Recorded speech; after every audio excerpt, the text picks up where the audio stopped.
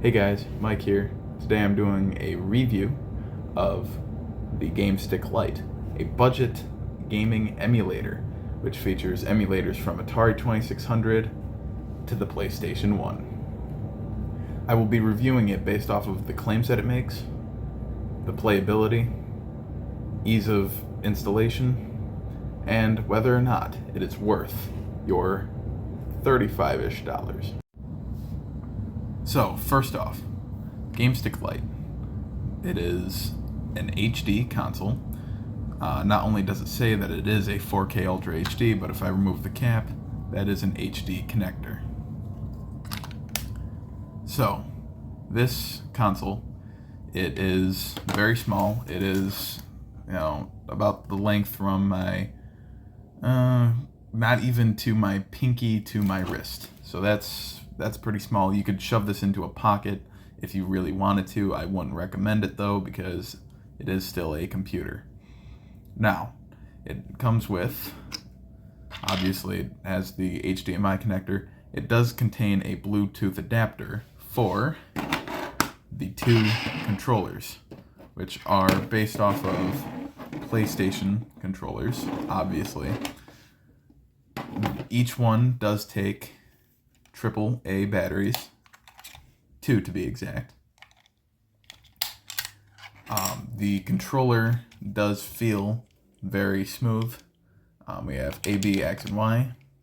We have 2 shoulder buttons, 2 sticks, start and select, a mode button, which is kind of your home button, and a D-pad. It does work very well. It feels like an official controller. Nothing bad to say about it. So I'd say that's already a plus, that the controller works well.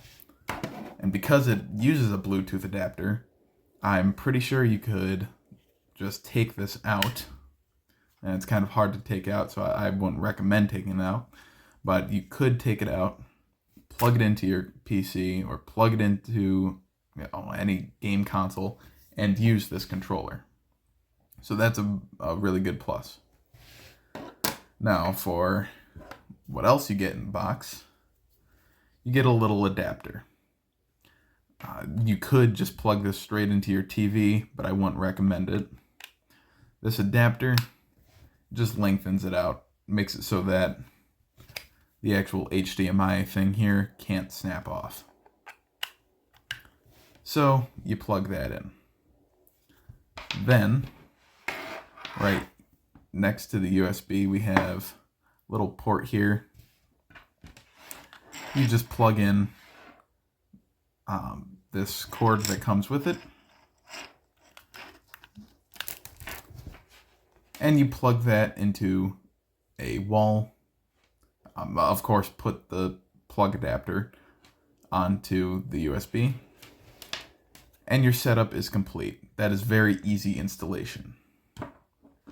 Now, in my experience with this, I've noticed that it is a little bit wonky when it comes to this power source. Sometimes if it shifts just a little bit, it'll shut off the console. So what I would recommend doing is getting a power bank and plugging that in first. Then, as the power bank charges, you plug this into it.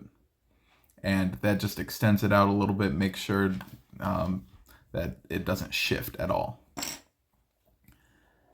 Otherwise, I think that it works pretty well. This, has never disconnected.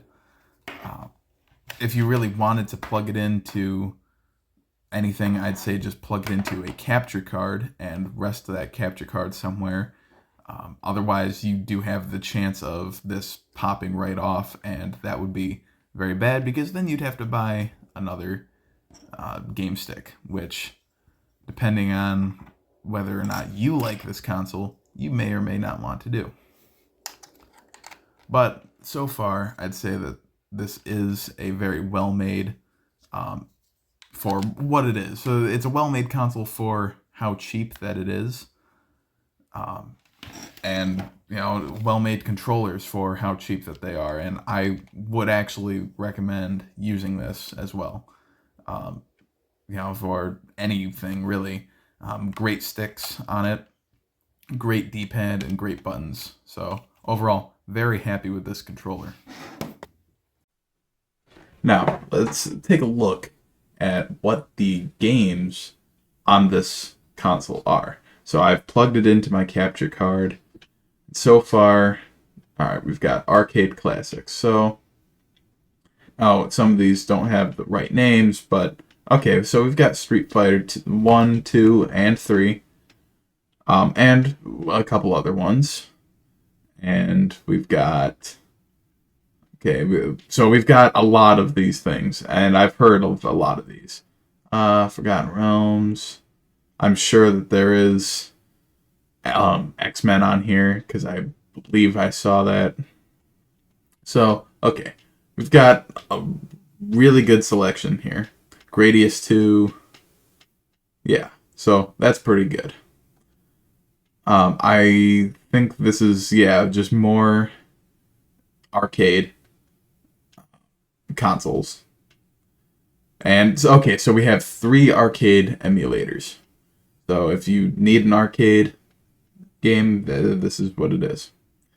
We have Atari 2600, which we've got all the classics here. We've got Asteroids, we've got Backgammon, we've got really basic programming. That's cool. We even have Berenstain Bears, which I find interesting. We've got boxing, bowling, breakout. They even put E.T. on here, which I find kind of funny, because that game practically killed Atari. And yes, they do have the Pac-Man game on here as well. We've got Ghostbusters, surprisingly. So pretty much any not ET, any Atari game that you'd like to play is on here. They do have Pitfall as well, and Pitfall 2, which is pretty cool. So good selection. Atari 5200, Centipede, Frogger 2, Galaxian. They even have Mario Bros on there.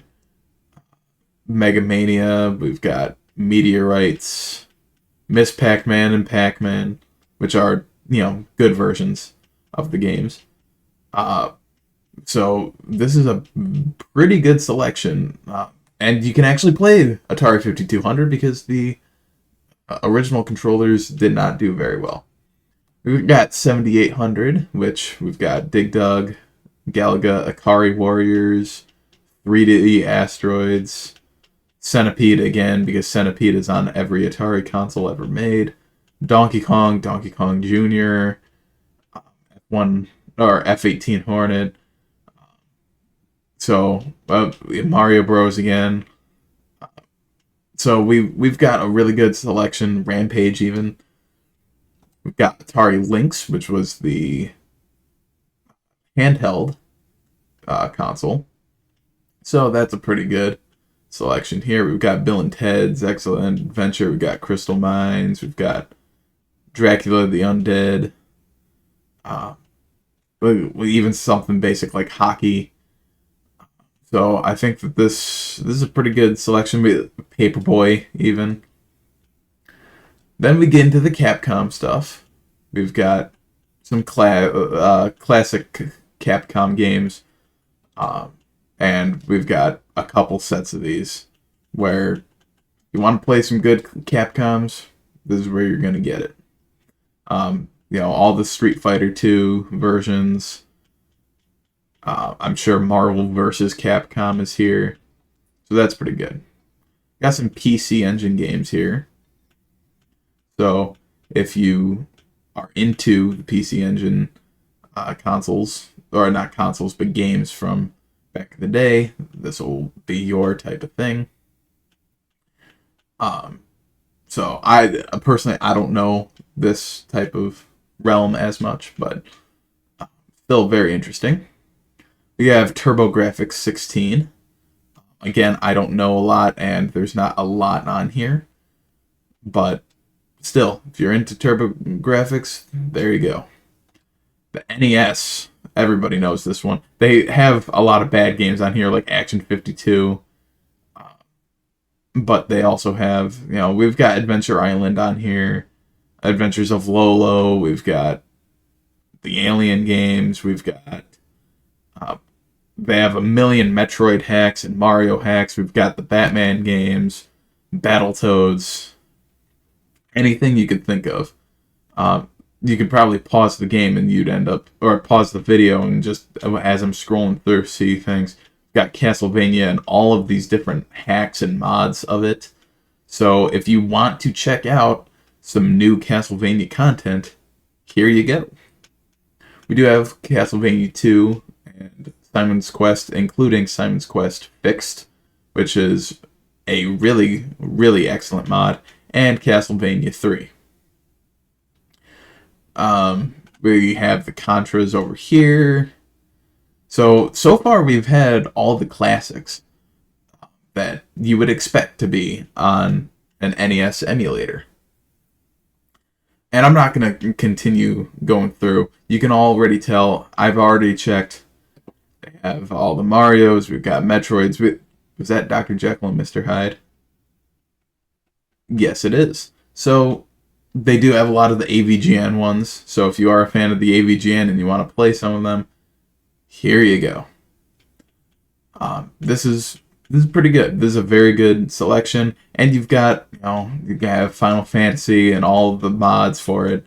You have Final Fantasy 3, you have Final Fantasy 2, so that's pretty well done. You also have some more hacks here, so if you want to check these out, go ahead. We have Game Boy emulation, which they have classics such as Super Mario Land, Wario Land. We have TMNT, Street Fighter. There's Super Mario Land. I think I already mentioned that one. Mario, or no, oh my gosh, Metroid 2. Sorry, cannot speak today. We have Super Nintendo and Super Famicom. Really good selections of these as well.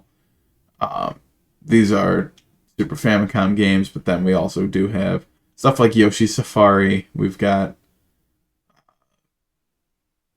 Super Metroid, Super Mario World, Legend of Zelda. So, very, very good selection. We even do have the TMNT games. So, those are pretty interesting. And we have all of these games that start with Super, because that's what the Super Punch Out. So if you really want to check that one out. So very, very good selection. Yoshi's Island. Game Boy Color games. These are Game Boy Color games only. No colored versions of Game Boy games, though. But this is still interesting to go into. We have GBA games, such as the 2 Metroids and all the Super Mario Advance games. So if you want to play GBA, here you go. Sega Genesis, it's got everything you would expect. It's got the X-Men games. It's got the Sonic the Hedgehog games, all of them, along with mods of them. We even have Wayne's World, which nobody liked, but still, it's here. The Shinobi games, I'm trying to think of what it is. It's not Final Fantasy, but it's something like that. Hyperstone Heist. So, very good selection here. Superman. So, yeah, you get it. Game Gear and Mega Drive was just the Japanese version of the Sega Genesis. So, we do have Game Gear. That's interesting. We have Neo Geo. I don't know Neo Geo, but if you do, it is, here, so you can play through it. Then we have a selection of 3D games. We have Tomb Raider 5. I've never heard of Air Battle. Silent Hill 0. Tomb Raider Legend. And Parasitic Eve. Then on the PlayStation 1, we have Driver. We've got the original Tomb Raider. Fantasy Water Margin 2. Crash Bandicoot 3. Mortal Kombat 4. Castlevania Symphony of the Night. So, solid collection here of games. We even have some more Street Fighters, Tekken 2. So, yeah, very good selection. Now, if all these games aren't enough for you, if all 20,000 just aren't doing it, the console does come with a 64 gigabyte micro SD card. If you wish to remove it, you can probably add more games to it if you are able to plug it into your PC.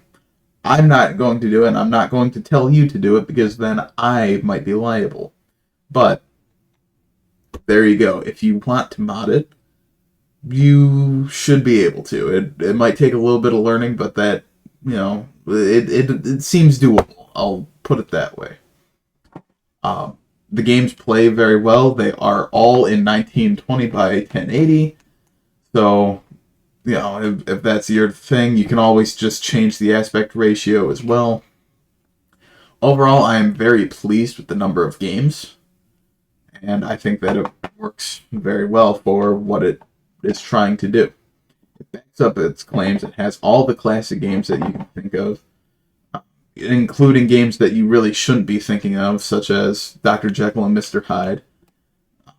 And it's got just a great collection here of NES, SNES, PlayStation 1 games, so I am overall very happy with the console, and I think that if you want to pick up a plug-and-play console, then the Gamestick Lite is for you.